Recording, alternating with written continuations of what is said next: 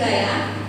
Kemudian ilusi bahwa kritik dan membuat orang merasa bersalah dapat menguatkan karakter.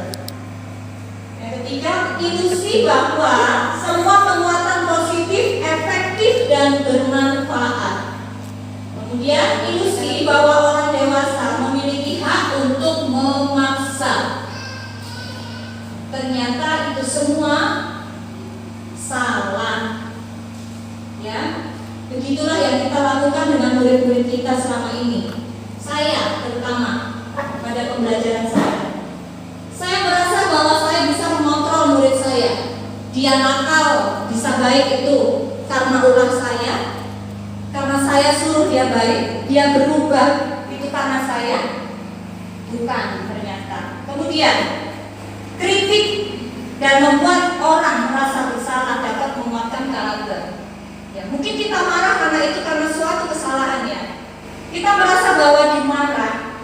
Ya, dengan kita memberikan dia nasihat yang dengan suara yang kasar, yang lantang, kita bisa merubah atau menjadikan dia memiliki karakter yang kita mau.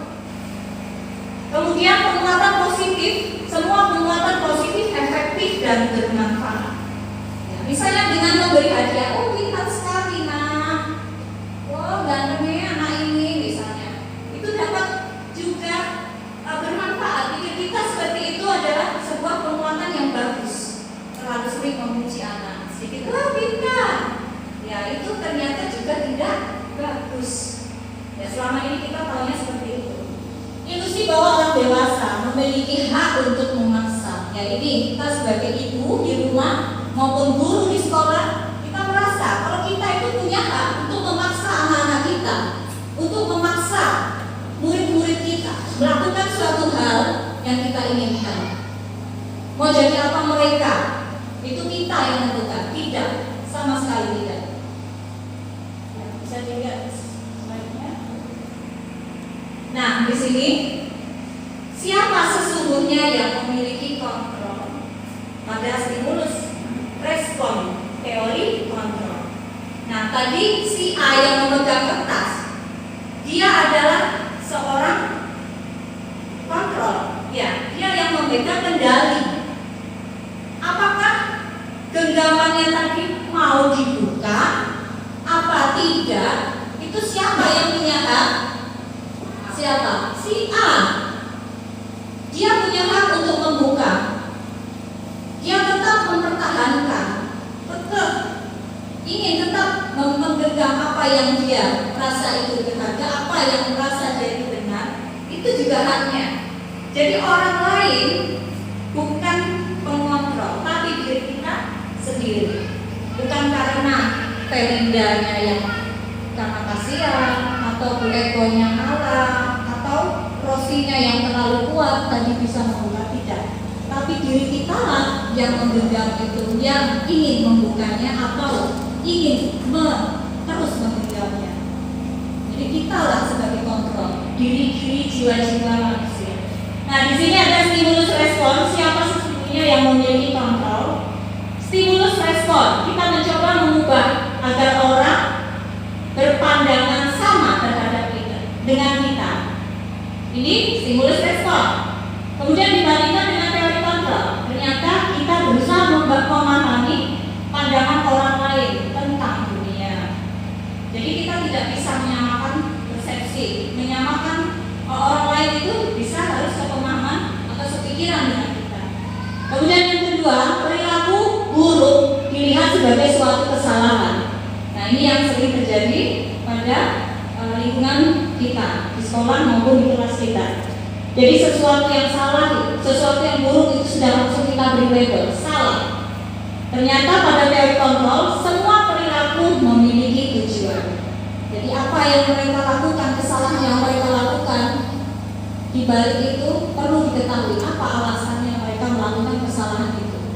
Jadi jangan semata-mata langsung memberi hukuman, langsung menghakimi seperti itu. Orang lain bisa mengontrol saya. Itu pada stimulus respon. Pada teori kontrol hanya Anda yang bisa mengontrol diri Anda. Nah ini yang terjadi pada permainan kita tadi. Jadi hanya kita lah yang bisa mengontrol diri kita. Mau kita baik, Mau kita tetap ya melakukan hal-hal yang buruk, itu kita sendiri yang mengontrol, bukan orang lain. Pemaksaan ada pada saat rujukan gagal, ini pada stimulus respon. Kemudian pada teori kontrol, kolaborasi dan konsensus menciptakan pilihan-pilihan baru. Dengan berkolaborasi, semakin kaya, semakin bervariasi.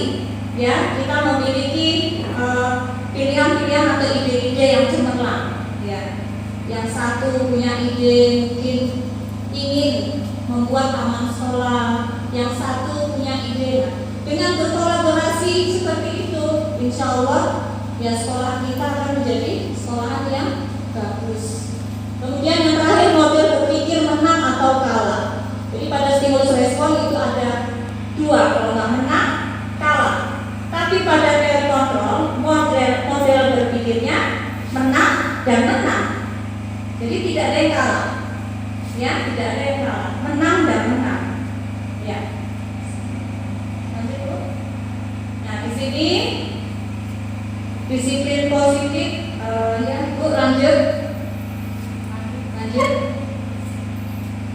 Ya di sini, ya masih sama seperti tadi. Lanjut Ibu.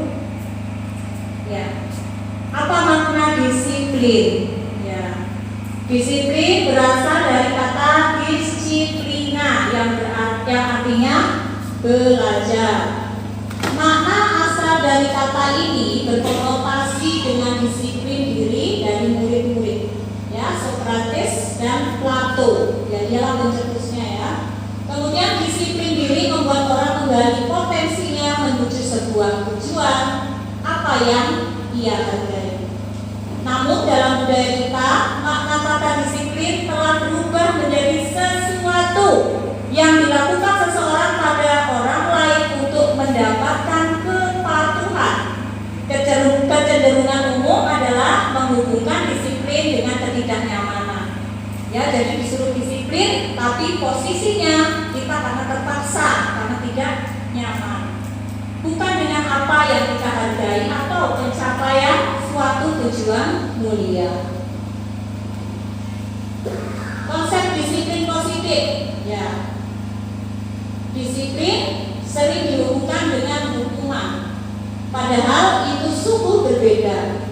Karena belajar tentang disiplin positif itu tidak melulu dengan memberi hukuman. Justru itu adalah salah karena satu alternatif terakhir dan bahkan tidak digunakan sama sekali. Jadi untuk mendisiplinkan anak ya bukan hukuman solusinya.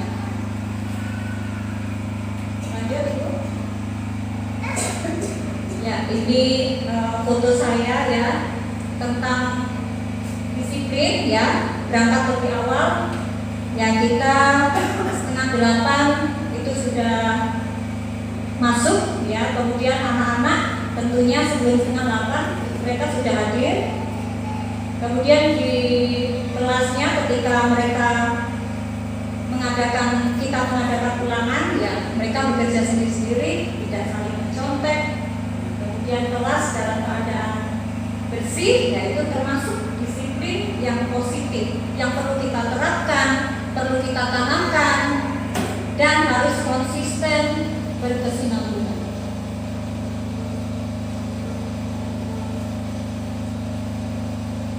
Nah, yang terakhir adalah membuang sampah tadi pada tempatnya ketinggalan itu.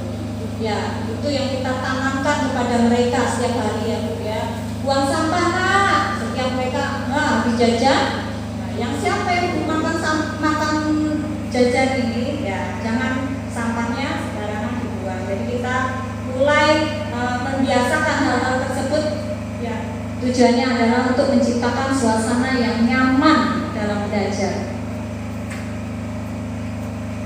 Baiklah, untuk selanjutnya sebagai pendidik apa tujuan kita ya, tentunya kita sering bertanya-tanya, menjadi seorang guru apakah sebuah cita-cita atau karena ikut-ikutan atau paksaan dari pihak lain.